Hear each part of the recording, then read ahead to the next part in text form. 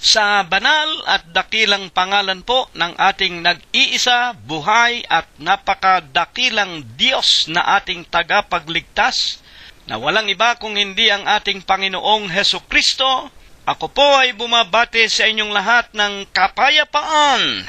Magpapasimula na po tayo mga kapatid. Atin pong awitin ang bilang 45 sa atin pong mga himnaryo.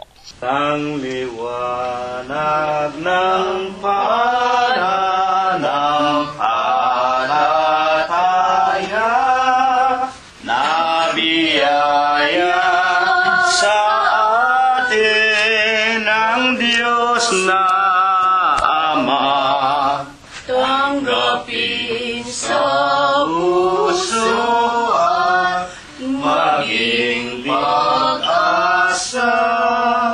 Kaluluwa ay natutong awitan siya. Sa langit pawang awit ang maririnig. Diyos ang tanging tangla at wala ng habis. Wala na ang bagay pag-uusig. Ito ang gantimpala sa mga nagtiis. Buhay kong sagana sa lumbay at dusa. Dahil sa kahirapan, pati sa sala, laging umaliwalas, naging masigla, lalo't nagpupuri, tinaawitan siya. Sa langit pawang awit ang maririnig. Diyos ang tanging tanglaw at wala ng habis. Wala nang bagabag at pag-uusig. Ito ang gantimpala sa mga nagtiis. Ang bagabag na laging luha ang hatid. Umaasang galak ang bungang kabalik. Sa dakdang panahon ng kanyang pagbalik, upang dalhin lahat ng banal sa langit. Sa langit pawang awit ang maririnig. Diyos ang tanging tanglaw at wala ng habis. Wala nang bagabag at pag-uusig. Ito ang gantimpala sa mga nagtiis. Atin pong ipagpatuloy ang pagpupuri sa pangalan ng ating Panginoon Diyos na ating Panginoong Hesukristo. Numero 46 po naman ang ating susunod na aawitin. Huwag tayong mga balisa sa ating nakikita. Ang lahat ay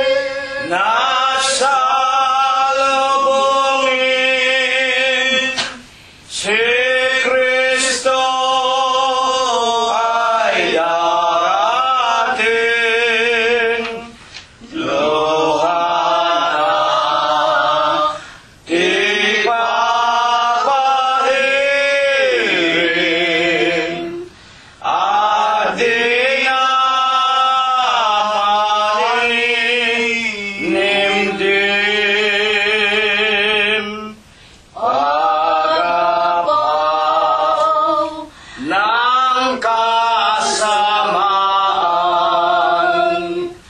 lindol at kahirapan, digmaan at kaguluhan,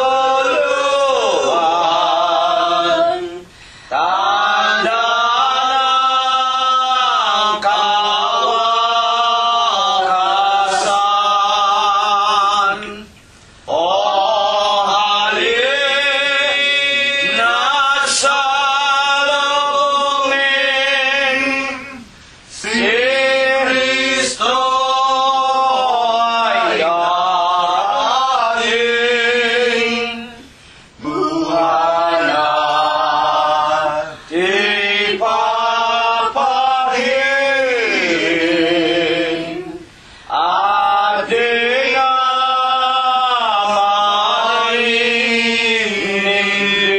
amahinimdim. Tayo ay magsasama, lahat ay magkaisa, ibang dilang aral niya, habang may panahon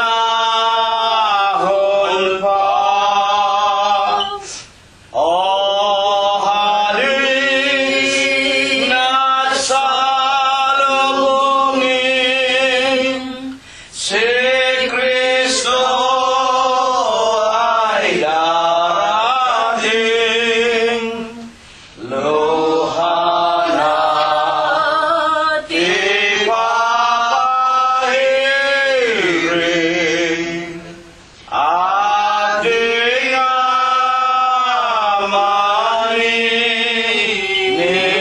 amahinimdim. Purihin ang pangalan ng ating Panginoong Hesu Kristo. Huling awit mga kapatid, numero 47 po sa ating mga himnaryo. Jesus siyang kaakbay sa aking ang paglalakbay. Sa dagat ng kabuhayan, tagapagdyak ay Satan. Ako ay lubhang mahina,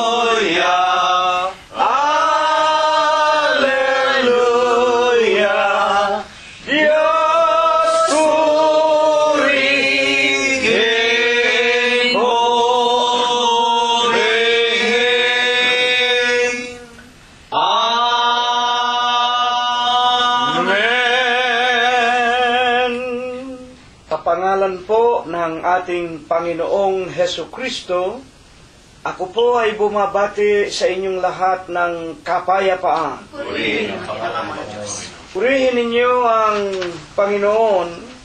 Purihin ninyo ang Panginoon mula sa mga langit. Purihin ninyo ang Diyos sa kanyang mga kaitaasan. Purihin ninyo siya ninyong lahat niyang mga anghel. Purihin ninyo siya buo niyang mga hukbo, mga hari sa lupa, at lahat ng mga bayan, mga pangulo at lahat ng mga hukom sa lupa, mga binata at gaindi ng mga dalaga, mga matatanda at lahat ng mga bata. Purihin nila ang pangalan ng Panginoon, sapagkat ang kanyang pangalang mag-isa ay nabunyi. Ang kanyang kaluwalhatian ay nasa itaas ng lupa at ng mga langit. Purihin natin ang pangalan ng Panginoon. Magsiawi tayo sa Diyos ng mga bagong awit at ng kanyang kapurihan sa kapisanan ng mga banal, sapagkat ang Diyos ay nalulugod sa kanyang bayan, kanyang pagagandahin ang kaligtasan ng mga maamo. Purihin natin ang pangalan ng Panginoon. Purihin natin ang Diyos sa kanyang sanktuaryo.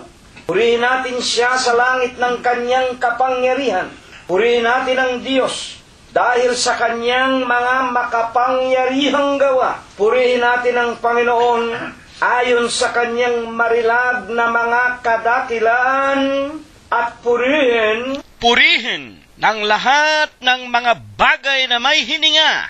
Purihin nila ang pangalan ng Panginoon.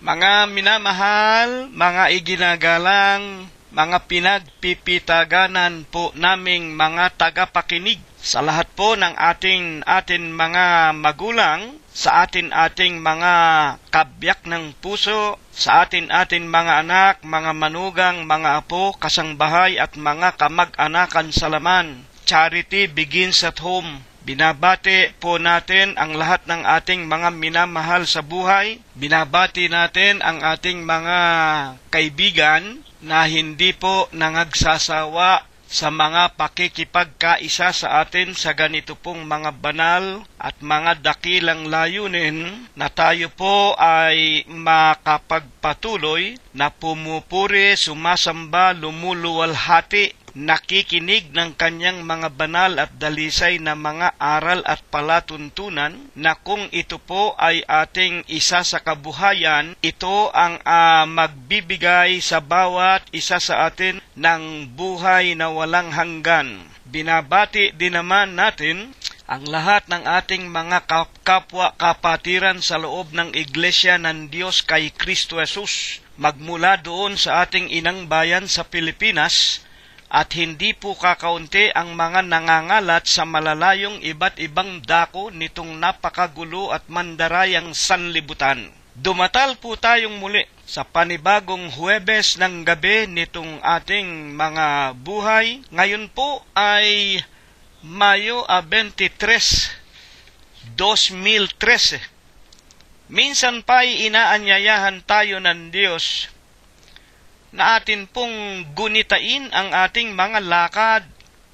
Pag-aralan natin, gunam-gunamin natin at alalahanin kung paanong ginugol natin ang mga araw na nagdaan, na ito'y hindi ayon sa ating sariling kalooban, kung hindi ito'y ayon sa Kanya na nagbigay sa atin ng Kanyang kahabagan na mga buhay pa tayo hanggang sa huling mga pagkakataong ito, 2013, upang minsan pa, maalaala naman natin kung paanong ginamit natin, o wika nga ay nilustay, ang lakas, ang buhay, ang magagandang kapalaran, na patuloy niyang ibinibigay sa atin.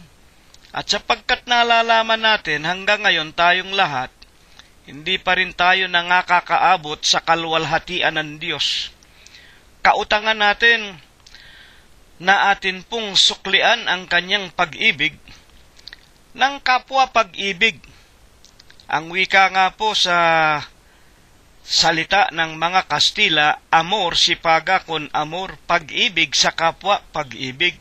bayaran natin ang pag-ibig na ibinibigay sa atin ng Panginoong Hesukristo.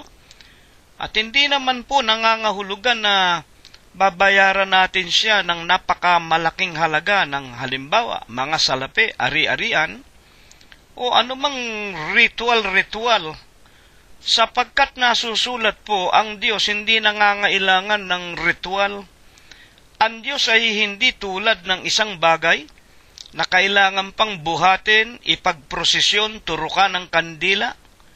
Ang ating Panginoong Hesukristo mismo ay nagsasabi, hindi na parito ang anak ng tao upang siya ay paglingkuran. Hindi po. Nagkakamali tayo kung ating ipinagpuprosesyon ang larawan ng Panginoong Hesukristo o ng sinumang Diyos-Diyusan. Masama po yun. Yan po'y utos, aral, kathauna ng mga Hudyo at ng mga tao, salit-saling sabi ng mga tao sa Tito 1:14, at ito po ay mga utos aral na ng mga demonyo. Sa unang Timoteo 4:1-3, basahin po ninyo mga kapatid. Yung mga ritual na yan, hindi po utos ng Diyos yan. Kaya naman sa loob ng Iglesia ng Diyos kay Kristo Jesus, tayo na pinagpaunawaan na makaalam ng hiwaga ng kaharian ng Diyos sa langit. Marcos 4:11-12. Sa Iglesia ng Diyos na siyang kinaroroonan ng kanyang mga apostol, ng mga propeta at ng mga pamamahala ng Diyos, na walang iba kung hindi ang ating Panginoong Hesukristo, unang Korinto 12:28, dito po tayo kailangang magsama-sama.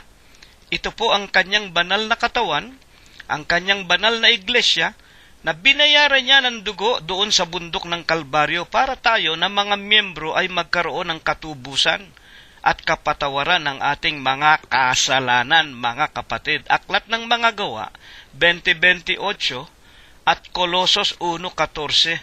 Dito lamang natin masusumpungan ang kapatawaran ng lahat ng ating mga nagawang kasalanan. Kaya nga po sa Huwebes ng gabing ito, ihanda na natin, italaga na natin, tawagin na natin ang ating mga asawa, mga anak, mga manugang, mga apo, kasangbahay, kamag-anakan sa laman. Huwag nating ikakahiya ang pangalan ng ating Panginoong Hesukristo, at sa kanyang pangalan, sa gabing ito, muli nating ititiklop ang ating mga tuhod. Sa pangalan ng ating Panginoong Hesukristo, Filipos 2:10, at tayo'y magpapasimulang umusal ng mga pagpupuri, pagsambat, pagluwalhati sa kanyang marilag na harapan.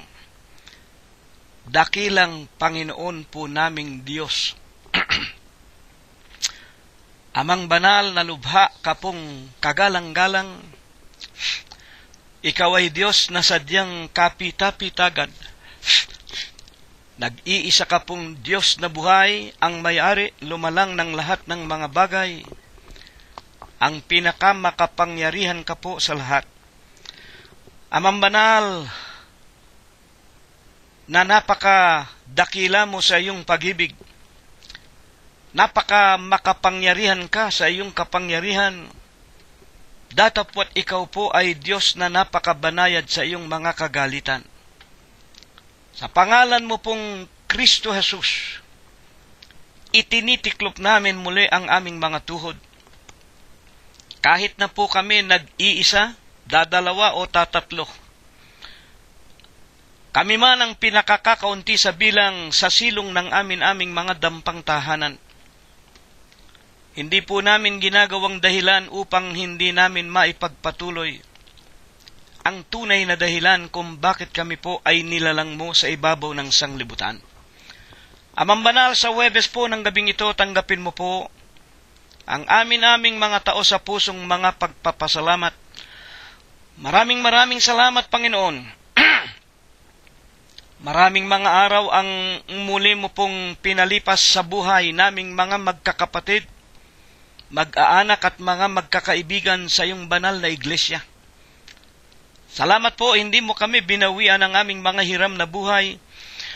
Binibigyan mo kami ng magagandang kapalaran. Pinagkakalooban mo kami ng lubos ng mga kapayapaan at kapanatagan. Pinakakain mo kami, Ama, dinaramtan, pinalalakas.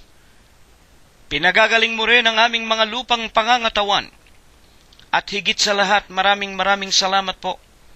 Lalo mong pinatitibay, pinatitingkad, dinaragdagan ang aming pananampalataya na minsan lang ibinigay mo sa aming mga buhay. Panginoon naming Hesukristo, sinasamba ka po namin, pinupuri ka po namin, niluluwalhati namin ang iyong kagalang-galang ang malinis mong pangalan sa Espiritu mo po at sa iyong kagilagilalas na katotohanan. Nalalaman mo, Ama, kung paanong nangabuhay kami sa mga araw na ipinautang mo sa amin. Hindi pa namin naaabot hanggang ngayon ang lalong pinakamataas na antas ng buhay Kristiyano na ibig mong aming maisakabuhayan. Mga abang tao kami, Panginoon. Nawa ituring mo na lamang pong kabiglaanan, kamangmangan at kagipitan ng iyong mga hamak na mga lingkod. Alang-alang po sa iyong mga salita na inaasahan po namin muli mong ipakakain at iparirinig sa amin. Patawarin mo po kami, Panginoon, sa lahat po ng aming nagawang mga kasalanan. Kasangkapanin mo po, muli nakikiusap kami, ang iyong hamak na lingkod. Banalin mo po ang kanyang puso. Linisin mo po ang kanyang kalooban. Bigyan mo nawa ng bisa at kapangyarihan ang kanyang tinig. At kung dumating sa amin ang iyong mga aral, huwag naming papagmatigasin ang aming mga puso't kalooban. Masampalataya na naming walang pag-aalinlangan. Ikaw nga ang aming Panginoong Hesukristo. Iniligay mo lamang sa bibig ng iyong hamak na lingkod ang iyong mga aral, katulad ng iyong ginagawa ng kapanahunan ng iyong bansa ng Israel ng matandang tipan. Ibinibigay mo't inilalagay ang iyong tinig sa bibig ng iyong mga propeta. Gayon din naman ang gawin mo po sa amin sa huling araw, upang kami po'y patuloy na makatanggap ng iyong mga dalisay na aral, magsilbing ilawan sa landas ng kadilimang aming dinaraanan, hanggang sa mapagtagumpayan naming lahat ang ipinangangako mo pong buhay na walang hanggan. Amang banal, dagdagan mo po ang aming pananampalataya. Laksan mo po ang aming mga kalooban. Ingatan mo po kaming lahat ng iyong diwang banal. Tutulungan mo po sanang dadalawin kami sa araw-araw ng aming mga buhay. Iingatan mo po kami, Panginoon, ng iyong makapangyarihang kamay. Hihipuin mo ang aming mga pangangatawan. Bibigyan mong kalutasan ang mga suliranin, mga pagsubok, luha, kapighati ang aming nakakasagupa sa aming pagtahak sa araw-araw, sa aming mga kabuhayan, at maaawat mahahabag kang palalakasin mo pa rin, pagagalingin ang aming mga lupang pangangatawan. Hindi po upang gugulin namin sa mga pagtatampisaw sa kalikuan at mga kalayawan, kung hindi, Panginoon, gagabayan mo lamang kami ng iyong diwang banal. Kaming lahat ay magkaroon ng banal na takot sa iyo, maging mga masunurin kaming mga anak mong tinatawag sa iyong banal na pangalan. At sa iyong ikalawang pagparito'y pagkalooban mo po kaming lahat ng pag-asa. Doon sa iyong tahanan sa langit na kung saan ka naroon, kami rin namang lahat ay doroon. Amang banal, una na nga pong hihipuin mo, palalakasin at pagagalingin. Ang marami nang sa amin ay meron ng mga katandaan at nabibilang na ang aming mga hiram na buhay. Ang aming mga araw, una na nga ang iyong alipin. Sana, Panginoon, dagdagan mo pa siya una sa lahat ng pananampalataya at ng mga katalinuhan, ng tibay, ng tapang ng kalooban.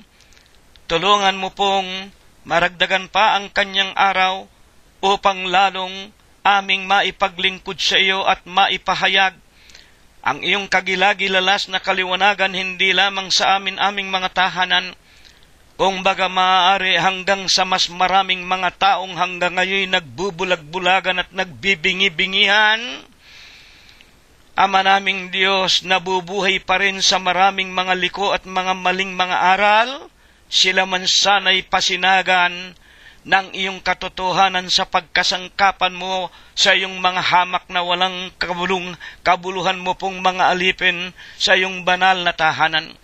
Pagpalain mo rin sana at palakasin at pagalangin si kapatid na Rosita, si kapatid na Prospero at Glenda, si kapatid na Concepcion Tenedero na siyang pinakamatanda sa aming mga magkakapatid sa iyong banal na iglesia. Huwag mo rin sanang pabayaan si Floro, Dator. Ingatan mo rin po sana si Robert, si Mercedita, si Olivia, si kapatid na Mirna, si kapatid na Avelino Gonzales at Expectacion Valencia.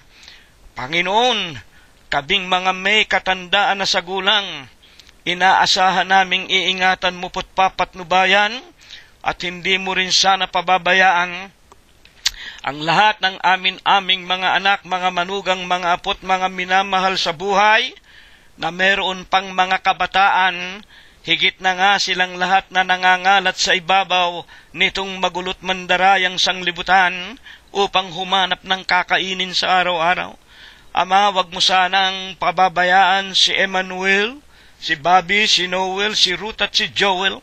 Gayon din po si Teofilo, si Rosemary, si Flor, si Irene, si Cheche at si Malu, si JC, si BJ, si JR at John Matthew, si Paul Noren at Sarah, si Micah, si Laika, si Joshua, si Kay at si Rebecca. Kahahabagan mo rin, Ama naming Diyos, si kapatid na Jacob Gonzales. Iingatan mo po si David at si Daniel Valencia, si Abner at si Enrico Gonzales, si Prospero Gonzales Jr., si Chuchay, si Pinky at si Philip, si Shannon, si Ana Lira. Mahahabag at tutulungan mo rin po't hindi pababayaan si kapatid na Beyan Guanson sa malayong bansa ng Canada. Gayon din si Lolita Bongay, si Susan Samonte, si Jingjing Ilagan, si Lenlen Buenape, si Pe, si Adora Aquino, si Pido at si Victoria Malangkes. At kahahabagan mo rin po't lubos na papatnubayan si Rosemary at si Flor, na sila pong nangangalat sa malalayong mga bansa at mga bayan. Malalayo po sila sa amin, Panginoon. Sa iyong dakilang paningin at makapangyarihang kamay, ipinagtatagubili namin ang kani-kanilang mga kapalaran. Huwag mo po sana silang pababayaan. Ilalayo mo rin po, Ama, sa biglang kamatay at mabibigat na karamdaman, sa kamay po ng hostisya, sa mga disgrasya sa daan, sa mga taong tampalasan, at ang bawat tahanan na kanilang tinitirhan, maging ang kani-kanilang mga sasakyan, mga mumunting mga ari-arian, maging ang kani-kanilang mga halamanan at mga hayupan, hindi mo rin po ipahihintulot sa mga sunog, sa mga lindol, sa malalakas na ulan, sa mga baha, sa mga daluyong, sa kamay po ng pamahalaan, sa mga digmaan, sa mga magnanakaw, gayon din po sa amin mga masasamang mga taong kapitbahay. Amang banal, lubos ang aming pananampalataya, lubos ang aming pananalangin na sa Huwebes po ng gabing ito, dinirinig mo pong muli ang aming mga panambitan, at pagkatapos na kami po yung pakainin ng iyong mga banal na aral, kami po'y muli mo pong babasbasan at bebendisyonan sa tanging pangalan mo pong Kristo Jesus, magmula po ngayon, magpakayi kailanman. Amen. At ngayon, mga ginigiliw po naming mga tagapakinig, ihanda na po natin ang ating mga sarili. Kuhanin na po natin ang ating mga Biblia o mga banal na kasulatan. Pasisimulan na po natin ang ating pagsamba o ang ating paglilingkod sa ating buhay, pinakamakapangyarihan, nag-iisang Diyos na tagapagligtas, na walang iba kung hindi ang ating Panginoong Hesukristo, at ang banal na aralin po na sa paniwalaan po ninyo at hindi ang Panginoong Hesus mismo ang naghanay o gumawa ng araling ito upang minsan pa ay iparinig sa atin sa pagkasangkapan po sa kanyang hamak at walang kakabu-kabuluhang alipin. Buksan po ninyo ang aklat ng Hebreo. Ito po ang mga sulat ni Apostol Pablo sa mga Hudyo o sa mga Hebreo ng kanilang kapanahunan sa ikalawang pangkat, chapter 2, at ang mga talata ay una, chapter 2 and verse 1. Kaya't nararapat nating pakatantuin ang mga bagay na narinig. Baka sakaling tayo ay makahagpos. Dito po ay ibig ng Panginoong Hesukristo na bigyang diin sa atin ng mga anak niya na sumampalataya, na nagpabautismo sa pangalan ng Ama, Anak at Espiritu Santo o sa Iglesia ng Diyos kay Kristo Jesus. Ibig niyang bigyan ng importansya, ibig niyang tayo ay turuan na napakahalaga po ng ating mga napapakinggan sa loob ng Iglesia ng Diyos kay Kristo Jesus. Marapat nating pagkatantuin. Ito po ay isang salitang lantay na Tagalog. Pagkatantuin. Hanggang ngayon nga po, marami pang mga tao, maraming mga Pilipino, hindi pa alam ang ibig sabihin ng pagkatantuin. At baka sakaling tayo ay makahagpos. Ito po, baka sakaling tayo ay makahagpos. Ano ba yung mga salita na yan, kapatid na Cirilo? Yan nga po ang lantay ng mga Tagalog. Itong mga orihinal na mga salita nating mga Pilipino. At sa huling kapanahon ito, tinitiyak ko sa inyo, ang dami, lalo na yung mga kabataan. Dahil nga po ang ating gramatika o ang ating literatura, ang ating wika nga, dila o lengwa, hindi po lubos na lantay at sa katotohanan nga po, ngayon, 2013, ang ating Tagalog tinatawag na nga Tagalis, mix-mix, halo-halo. Sapagkat wala po talagang literal na lantay o purong-purong Tagalog. Ang salita natin noong araw pa man, panahon pa ng ating mga lelong at mga lelang, halo-halo. Nang dumating ang mga Inchik, nahaluan tayo ng mga salitang Inchik. Nang dumating ang mga Hapon, nahaluan din tayo ng mga salitang Hapon. At nang dumating, higit na nga ang mga Amerikano at ang mga iba't ibang wika, nakakapulo tayo ng mga salita nila na isinasama natin sa ating lengwa o sa ating salita. Datapwat upang ito ay ating maluwanagan, higit na mas maraming Pilipino ang nakakaintindi kung English ang ating babasahin. Kaya nga po sa ikaliliwanag ng ating pag-aaral, buksan po natin ang ating English Bible, yung original na pinagpala, tinanggap ng Diyos na ito ang gawing pinaka-official na Biblia, ang King James Version. Buksan po ninyo sa kanyang Hebrews chapter 2 and the verse is 1. Therefore, we ought to give the more earnest heed. H-double-E-D. Sa makatwid ang wika, ay kinakailangan tayo magbigay more earnest, mas marubdob. Ibig sabihin, mainit. Heed, H-double-E-D, pag-iingat.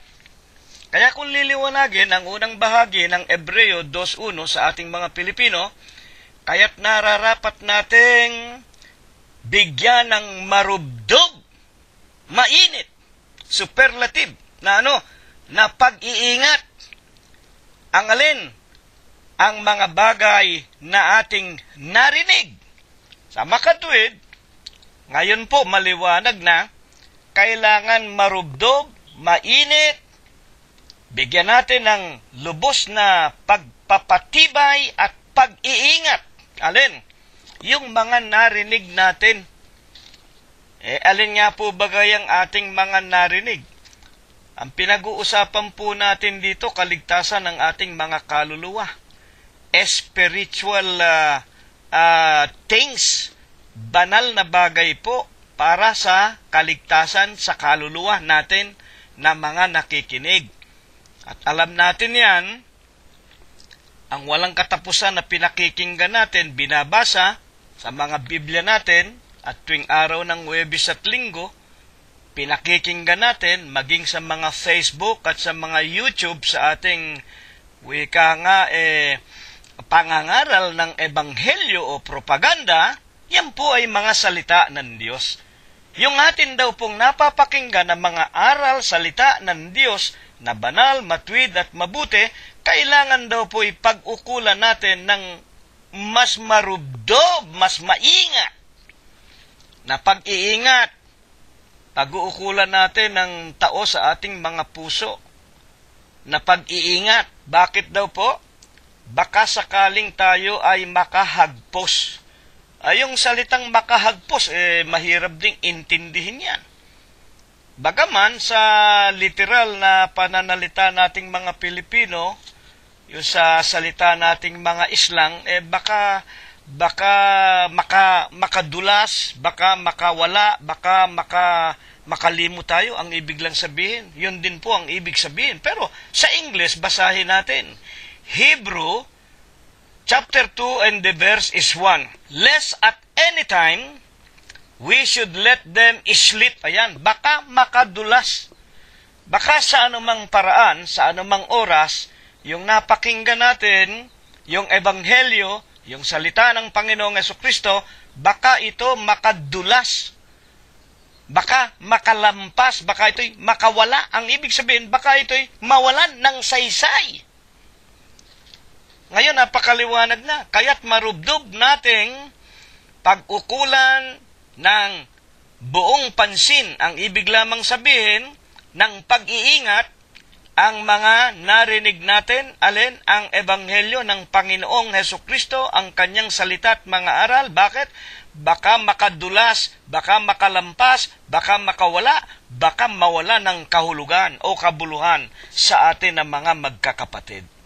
Bilang pagpapatunay po na yung ating naririnig nga ang ebanghelyo ng Panginoon o salita ng Diyos, ano po ang sinasabi pa ni Apostol Pablo bilang mga katunayan na yung napapakinggan natin pag nasa iglesia tayo, pag binuksan natin ang Biblia, yung nababasa natin, at pag nakikinig tayo sa Facebook, sa ating pangangaral ng ebanghelyo sa internet at sa YouTube, na talagang yun nga ang mga salita ng Diyos at kailangang pakaingatan natin. Unang Korinto 15:1, buksan ninyo ang inyong mga Biblia. Ngayoy ipinatatalastas ko sa inyo, mga kapatid.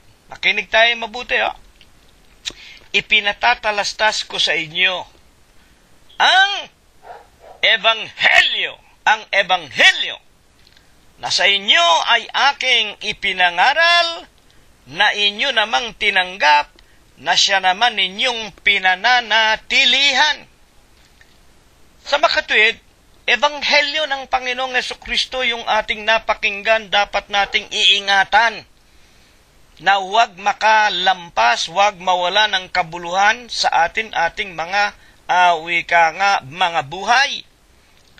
Ang wika ni Apostol Pablo, ipinatatalastas ko sa inyo, mga kapatid. At sino yung mga kapatid? Ibig kong malaman natin, kung sinasabi natin na at itinuturo sa atin ng panahon ng matandang tipan, ang Diyos ang kinakausap na ang kanyang pinatutungkulan ng kanyang matandang tipan ay ang kanyang mga anak na mga Israelita, sa huling araw nga po, meron pa ring tinatawag na mga anak ng Diyos pero hindi mga Israelita sa laman.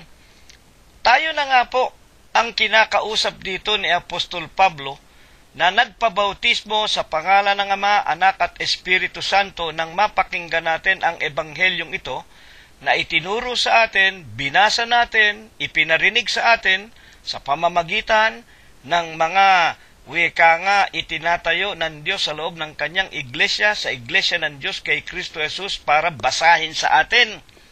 Katulad po ng inyong hamak na lingkod, katulad ni kapatid na Prospero Gonzales, na napapakinggan ninyo tuwing araw ng linggo na kasamang nangangaral ni kapatid na Cirilo Ninyo. Mga kapatid, ito po'y para sa mga iglesia ng Diyos na hindi tayo mga Hudyo sa laman, hindi tayo mga Israelita, hindi tayo materyang mga anak ng Diyos sa pagkatao, pero tayo po ang mga Israelita sa Espiritu.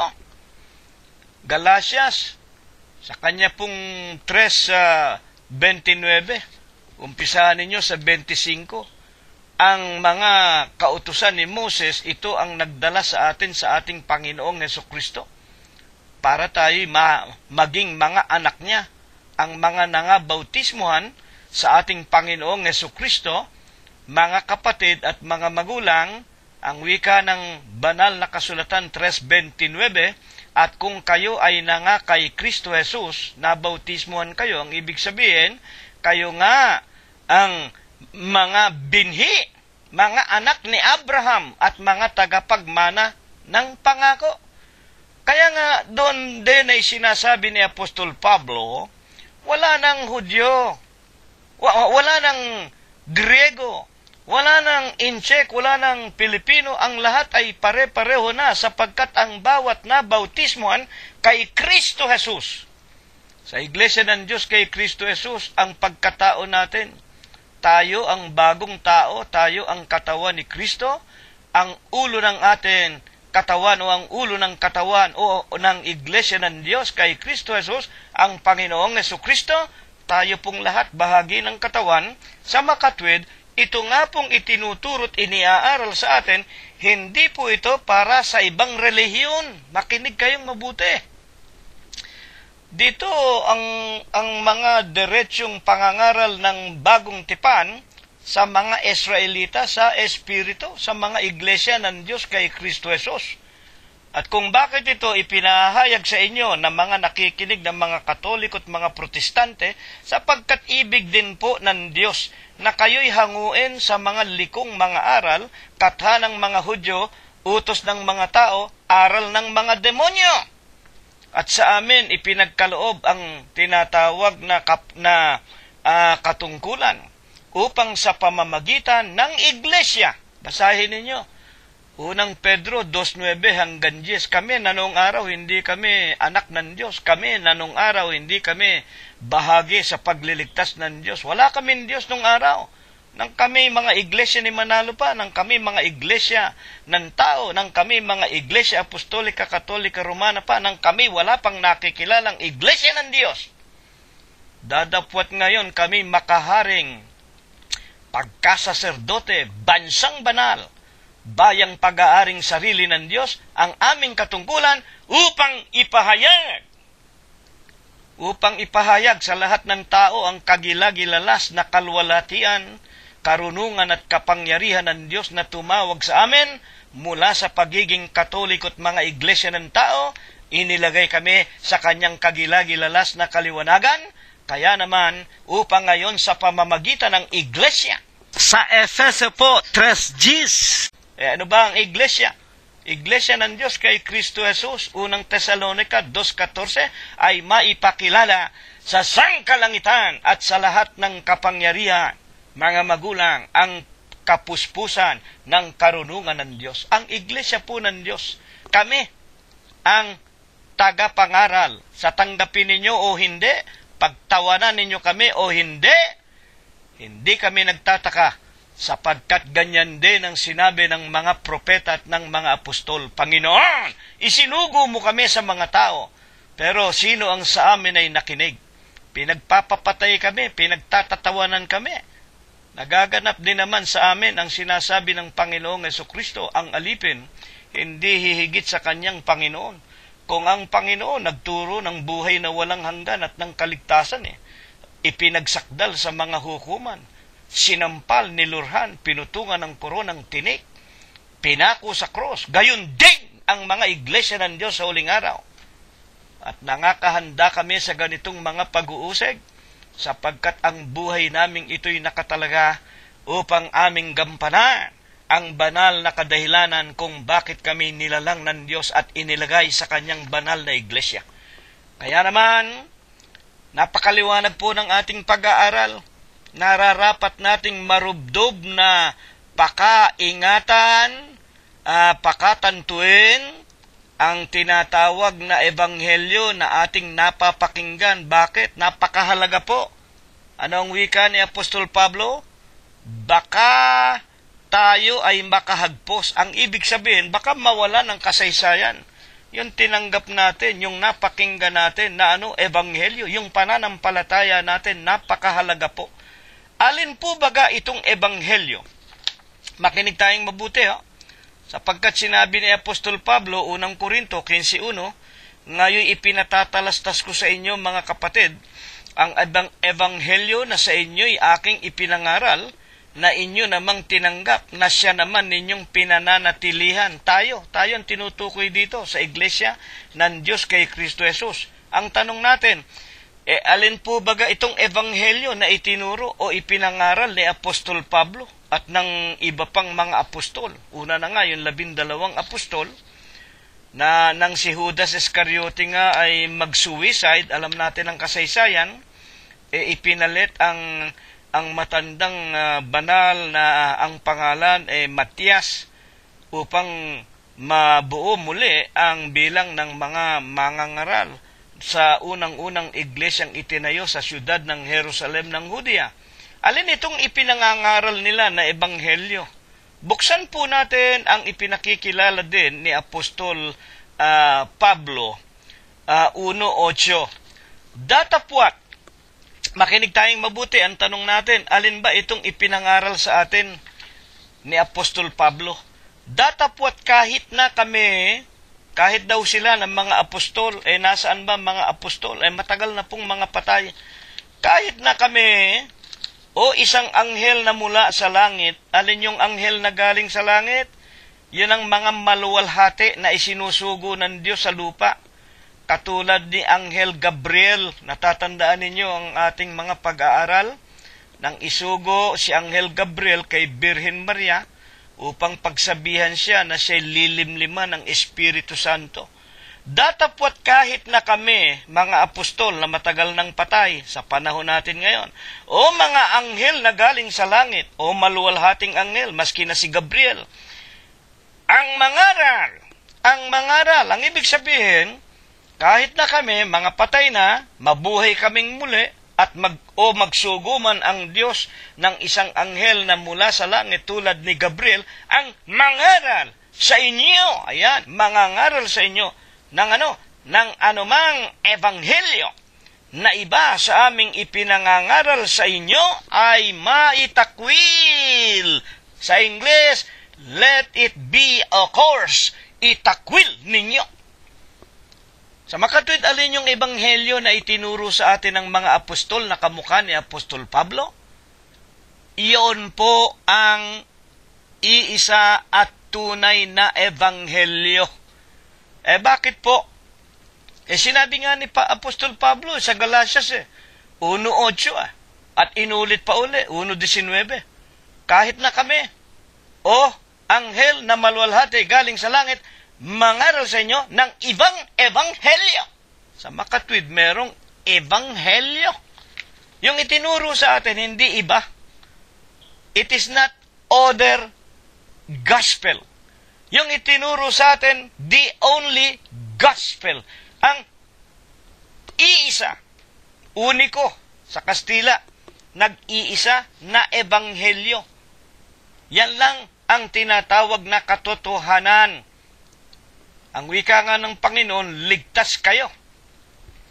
Ang bawat nakikinig ng aking mga salita at ito'y kanilang ginaganap, ibabangon ko sa ikalawa kong pagparito, magkakaroon ng buhay na walang hanggan. Kaya nga dapat pakaingatan natin. Dapat ipagsanggalang natin. Dapat huwag nating iwawalay sa ating mga puso, sa ating mga kaluluwa, katulad ng sinasabi ng Panginoong Jesucristo, dumarating ang araw at oras na isusulat ko ang aking mga salita, hindi sa mga tapyas na bato, hindi sa tablet of stone, no, nadudurog yun, nawawala yun, nalilimutan ng tao. Isusulat ko sa kanilang mga puso at sa kanilang mga pag-iisip ang wika ng banal na kasulatan. Mga magulang, sa makatwid ang itinuro sa atin, ang pinakinggan natin, kaya tayo nagkaroon ng pananampalataya, hindi ibang ebanghelyo. At yung ibang ebanghelyo na yon ang tinanggap ng maraming mga tao sa balat ng lupa. Kaya napakarami po, sindami ng buhangin sa dagat, mas nakinig sa ibang ebanghelyo kesa sa ebanghelyo na itinuro ng mga apostol at ng ating Panginoong Jesucristo. Ngayon, mga iginagalang na mga kapatid at mga magulang, pagkatapos po na ito'y ating maliwanagan, na ang tinanggap natin ang katotohanan lamang at meron nga talagang ibang ebanghelyo, sa katunayan nga po, hindi ba kapatid na Cirilo, iisa lang naman ang Biblia? Ayan. Totoo nga naman. At ako'y aminado, talagang totoo, iisa lang ang Biblia. Ang ginagamit ng mga protestante, King James Version din Ang ibang nagsasabing sila yung mga iglesia daw ni Kristo, iglesia ng Diyos din naman, sila daw ay iglesia ni ganon at ni ganito, ay ginagamit nila yung Biblia din. Iisa lang ang Biblia. Nakilalang kilala natin, yan ang Gospel of Christ. Ngayon, ang tanong natin ay ito. Kung sa katotohanan, talagang iisa lang ang Biblia at walang ibang-ibang Biblia, ang ibig lang sabihin na kinasusulatan ng Ebanghelyo ng Panginoong Hesukristo, bakit nga po tinukoy sa atin sa Galatias 1:8 at 9. Kung may mangangaral sa inyo ng ibang ebanghelyo na hindi namin ipinangaral ay itakwil ninyo. Paano nagkaroon ng ibang ebanghelyo? Ito po at ating basahin ang katotohanan. Mga magulang at mga kapatid, pakinggan po ninyong mabuti, Galatias 1:7. Na ito ay hindi ibang ebanghelyo. Ayan. Ang sabi sa atin kanina sa 1:8, kahit na kami o isang anghel na mula sa langit mangaral sa inyo ng anumang ibang ebanghelyo na iba sa aming ipinangaral sa inyo ay matakwil. Inulit pa man din 1:9 ng Galatias, ayon sa aming sinasabi ng una, muling gayon ang aming sinasabi sa inyo. Kung ang sino man ay mangaral sa inyo ng anumang ebanghelyo na iba kaysa inyong tinanggap na ay matakwil. Bakit nga nagkaroon ng ibang ebanghelyo? Sa katotohanan po, iisa lang ang banal na kasulatan. Bakit nga po sinabi na ibang ebanghelyo? Galatias 1:7, ulitin ko uli. Na ito'y hindi ibang ebanghelyo, kung hindi mayroong ilan na sa inyo'y nagsisiligalig, na nagsisiibig, na pasamayin ang ebanghelyo ni Kristo. Ayan. Isa lang ang Biblia. Pero merong pinasasama ang ebanghelyo ni Kristo. Paano nila pinasasama? Dinaragdagan po. Kaya nga po yung mga Katoliko, meron silang tinatawag na apokripa. Apokripa. Pag binabanggit po yung salitang apokripa, ang ibig sabihin po nun fiction. Added stories based from hearsay. Mga salit-saling sabi ng mga tao at katha ng mga Hudyo. Kaya nga po sa simbahang Katoliko, kumbaga man ang orihinal na ginagamit natin ng mga anak ng Diyos 66 books. Yung matandang tipan, 39 books. Yung bagong tipan, 27 books.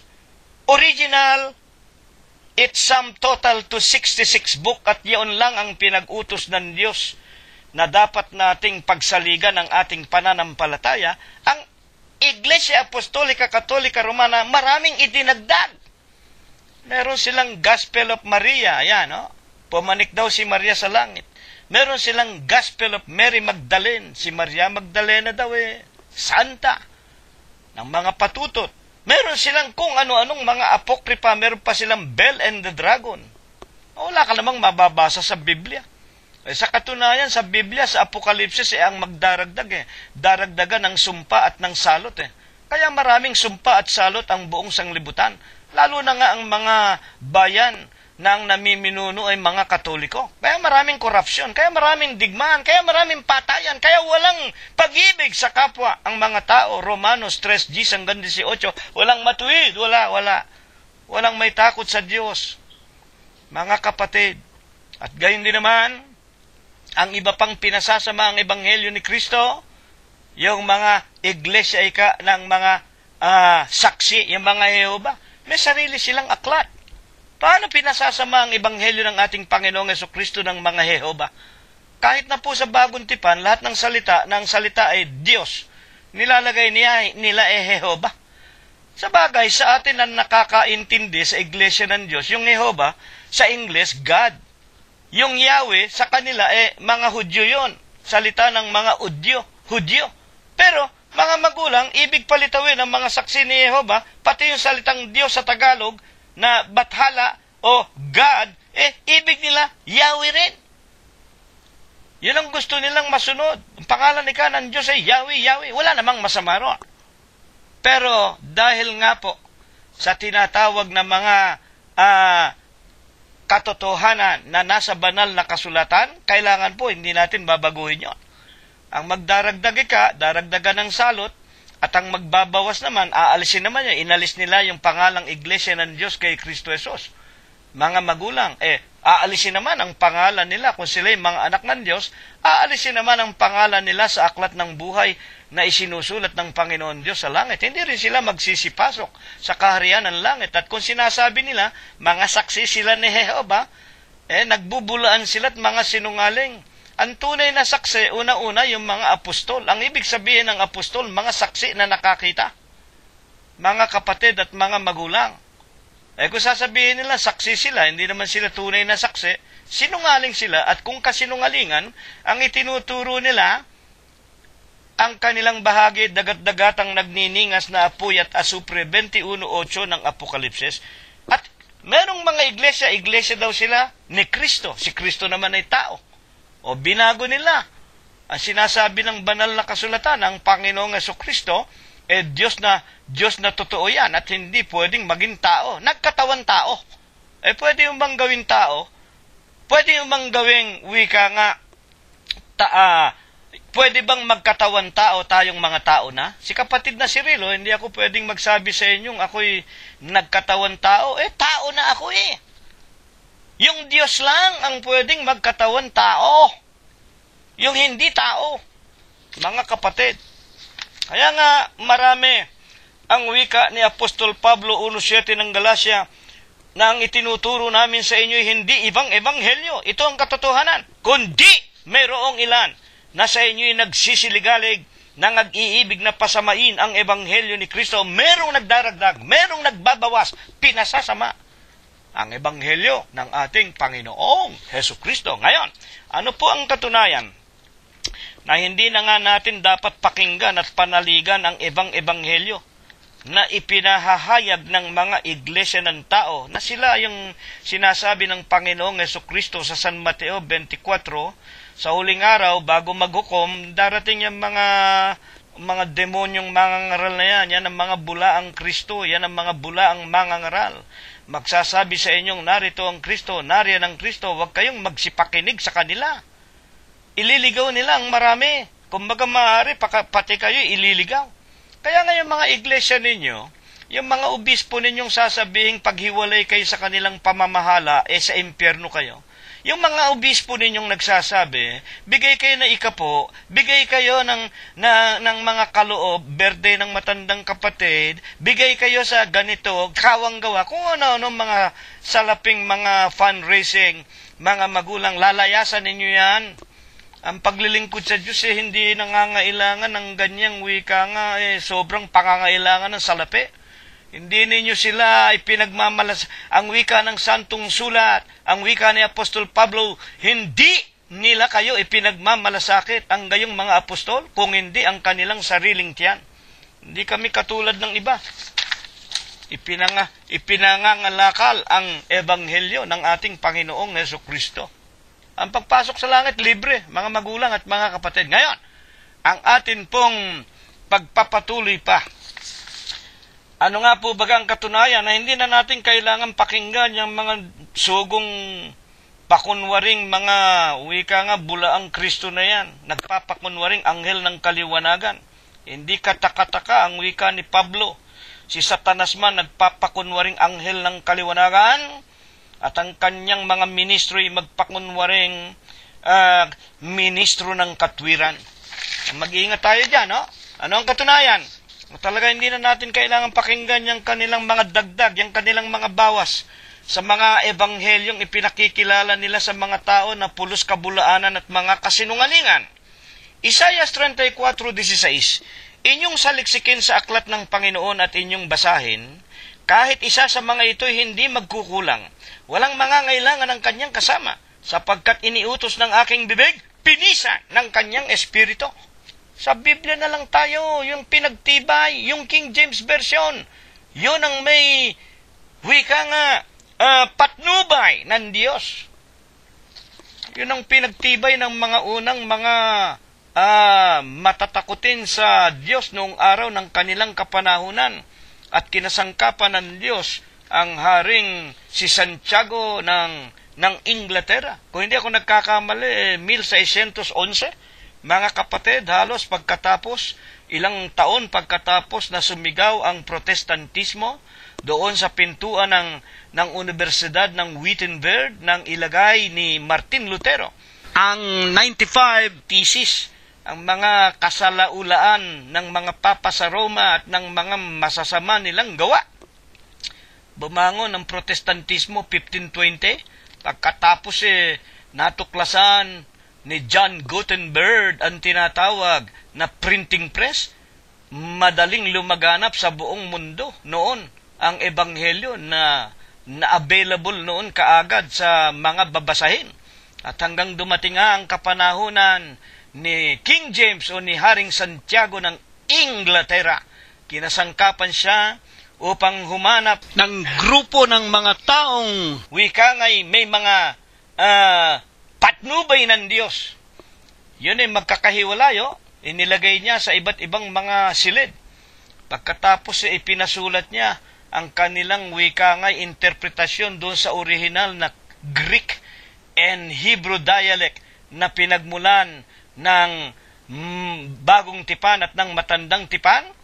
Ang resulta at ang ginawa po ng mga taong ito, may patnubay ng Diyos na mga mangangaral na yung mga taong iyon na may takot sa Diyos, iisa. Yan ang kinalabasan ng King James Version sa inyong ikauunawa. Kaya ito lang ang ating dapat tanggapin at pakinggan. Paano pinatunayan ng Panginoong Jesucristo na dito nga naririto ang kaligtasan ng ating kaluluwa at alin ang tinatawag na dapat nating wika nga kilalanin sa ating Panginoon. 5:39 ng San Juan. Saliksikin ninyo ang mga kasulatan, yung Biblia. Yan na yun ngayon yung King James natin, King James Version. At sa Tagalog, yung ginagamit natin, yung tinatawag na original na version na dala ng mga Amerikano, 1905 version. Medyo malapit-lapit po yun. At kung hindi naman natin maintindihan, ang ginagawa natin, isinasali natin sa King James Version, sa English. Yan ginawa natin kanina. Saliksikin ninyo, 5:39 ng San Juan, salita ng Panginoong Hesus, ang mga kasulatan. Bakit? Sapagkat iniisip ninyo sa mga yaon, sa Biblia, mayroon kayong buhay na walang hanggan. Paano tayo magkakaroon ng buhay na walang hanggan? At ang mga ito siyang magpapatotoo tungkol sa akin. Ang Biblia ang magpapatotoo sa inyo tungkol sa akin. Kanino? Sa ating Panginoong Jesucristo. Ano ba ang pinatunayan sa atin? ng mga banal na kasulatan. Isang halimbawa, sa aklat ni Propeta Samuel, ikalawang Samuel 14:14, kayo na magbasa sa inyong mga bahay, mga kapatid at mga magulang. Tayong mga tao mamamatay na walang pagsala, parang tubig. Matatapon sa lupa, hihititin ng lupa, habang panahon patay. Ang tao patay pag namatay. Pero, ang wika ni Propeta Samuel, ang Diyos humanap ng paraan para tayong mga tao'y huwag manatiling patay o nasa sumpa. Anong ginawang paraan ng Panginoon Diyos? Nagkatawan tao ang Diyos. Ang wika ni Apostol Juan 1:14 at 1:1. Nang pasimulay ang berbo'y sumasa Diyos, ang berbo ay Diyos. Sa 1:2 ng San Juan, ang lahat ng mga bagay ginawa niya. All things were made by Him. King James Version. St. John chapter 1 verse 1 up to 3. Ang lahat ng bagay ginawa niya. At wala tayong makikita ngayon kung wala siya. Bakit? Kung walang Panginoon, walang nagawa. Mga tagapakinig, walang langit, walang lupa, wala! Pero nang magkatawan tao nga, ang ating Panginoong Jesucristo na gumawa ng lahat ng mga bagay. Anong wika ng Panginoon? Ito ang magpapatotoo sa inyo tungkol sa akin. Na ako, 10:30 ng San Juan, ako at ang Ama ay iisa. Ayan, napatunayan natin yan. At ang wika ng Panginoon, kayo'y hinirang ko, hindi ninyo ako hinirang. Hindi tayo makakapasok sa langit kung hindi tayo hihirangin ng Diyos na siyang ating Panginoong Jesucristo. Paano tayo makakalapit sa Panginoon? Sino man hindi makakalapit sa akin, malibang ilapit ng aking Ama. Papaano tayo ilalapit ng Ama kung tayo po ay kahahabagan? Sapagkat sinasabi ng Panginoon Diyos kay Moses, ako'y naaawa sa aking kinaawan, ako'y nahahabag sa aking kinahahabagan. Kailangan kaawaan tayo para ilapit tayo kay Kristo. At ang wika naman ng Panginoong Jesucristo, ang sino man na hindi makakarating sa aking Ama, kung hindi sa pamamagitan ko. Paano tayo makakarating sa Ama? Sa pamamagitan ni Kristo. Nasaan ang ating Panginoong Jesucristo? Si Kristo ang ulo ng katawan, Colosos 1:18. Ano ang katawan? Sa makatwid bagay ng iglesia. Ano ang iglesia? Unang Tesalonica 2:14, iglesia ng Diyos kay Kristo Jesus na inyong tinutularan. Ano naroon sa iglesia ng Diyos kay Kristo Jesus? 1:14 ng Colosos, kinaroroonan ng katubusan, ng kapatawaran, ng ating mga kasalanan. Kaya po, laging magkasama yan, ang Ama at ang Anak. Sapagkat ako at ang Ama ay iisa, mga kapatid, siya rin ang Ama na nagdala sa atin kay Kristo sa iglesia. Siya rin ang Ama, siya rin ang Anak na magdadala sa atin. Saan? Doon sa Ama, sa buhay na walang hanggan, sa pamamagitan ng iglesia. Napakaganda po ng ating mga napapag-aralan. Makatwid, napakaliwanag po, mga magulang at mga kapatid namin ngayon. Bilang huling katanungan nga po, ano nga ang ibig na lubos na ipakilala at ituro sa atin ng mga apostol tungkol sa pag-iingat na dapat nating gagawin para wag mawalan ng kabuluhan ang ebanghelyo, ang salita ng katotohanan na ating tinatanggap sa Panginoon, na huwag makahagpo sa atin o huwag dumulas. Huwag nating malimutan. Huling talata po, unang Korinto 15:1, ganito po ang sinasabi ng banal na kasulatan. Ngayon ipinatatalastas ko sa inyo mga kapatid, ang ebanghelyo na sa inyo'y aking ipinangaral. Pinangangaral din po namin sa inyo, kami.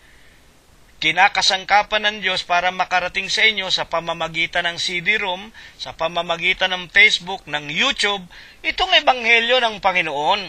Ngayon ipinatatalastas ko sa inyo mga kapatid, ang ebanghelyo na sa inyo'y aking ipinangangaral, na inyo namang tinanggap, na siya naman inyong pinananatilihan. Sa pamamagitan naman ito'y ligtas kayo. Kung matyaga ninyong iingatan ang salitang ipinangangaral ko sa inyo, maliban na kung kayo nagsisisampalataya na walang kabuluhan. Ayan. Huwag nating wawaling kabuluhan ang ebanghelyo na ating napapakinggan. Ang ibig sabihin, sundin natin buong puso, buong lakas, buong buhay ang mga utos ng Diyos. Huwag tayong pumares kay Haring Saul. O napakinggan ninyo nung nakalipas na linggo. Ano ang sabi ni Haring Saul?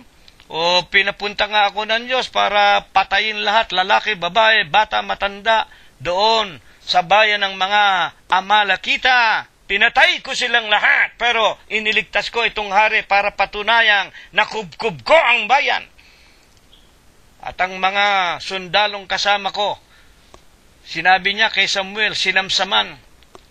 Hindi naman masama, kinuha nila ang pinakamagagandang mga hayop para ihandog sa Diyos ng Israel. Pero nagalit ang Diyos, ang wika ni Samuel. Hindi ba ang utos sa inyo, patayin lahat, wala kayong ititira? Nangatwiran pa si Saul. Mabuti naman ang hangarin ng mga sundalong Israelita. Kinuha nila yung pinakamatataba para ihandog sa ating Diyos, sa Diyos mo, Samuel. Tatandaan niyo yung nakalipas na linggo? Pero ang sabi ng Panginoon Diyos sa pamamagitan ni Samuel, hindi mo ba nalalaman ang pakikinig at ang pagsunod kung ano iniutos, walang labis, walang kulang? Higit na mainam kaysa mga handog na susunugin. Narito, hindi ka na maghahari. Kaya nga si Saul, ibinigay ng Diyos sa kamay ng mga Pilisteo, pinugutan pa ng ulo, pati yung kanyang 3 anak. Sinumpa ng Diyos. Bakit? Hindi iningatan yung napakinggan niya kay Samuel, yung ebanghelyo ng Diyos ng kanyang kapanahunan, na kanyang susundin ang utos ng Diyos, walang labis, walang kulang, buong puso, buong lakas, buong buhay. Ganyan din sa atin sa huling araw. Mga kapatid, hindi tayo makapangangatwiran. Hindi na naman tayo inuutusang pumatay ng mga sumasamba sa mga larawan. Wala. Ang pakikipagbaka natin sa masasamang espiritu, sa masasamang aral, utos ng mga Hudyo, katha ng mga tao at mga demonyo. Huwag tayong makikibahagi sa kanila. Ang utos na lamang sa atin ng Diyos, lagi nating isa sa kabuhayan yung ebanghelyong itinuturo sa atin ng kanyang banal na iglesia. Ligtas tayo kung ating matamang sinusundan. Ito nawa ay pagpala. Ito nawa ay basbas sa atin ng Diyos magmula ngayon at magpakaikailanman. At ngayon, tanggapin po nating lahat ang walang hanggang pag-ibig, ang walang hanggang pagbibiyaya, ang pakikipisan, ang kaaliwan, ang pamamatnubay ng kanyang banal na Espiritu. Ito nawa ang muli niyang ipagkaloob sa ating mga mag-anak, sa ating mga magkakapatid, sa ating mga magkakaibigan, at sa buong kalaganapan ng Iglesia ng Diyos kay Kristo Jesus, magmula ngayon, magpakaikailanman. Amen. Purihin ang pangalan ng Panginoong Jesucristo hanggang sa darating na linggo po kung tayo po ay binubuhay pa. Maraming salamat po sa inyong lahat.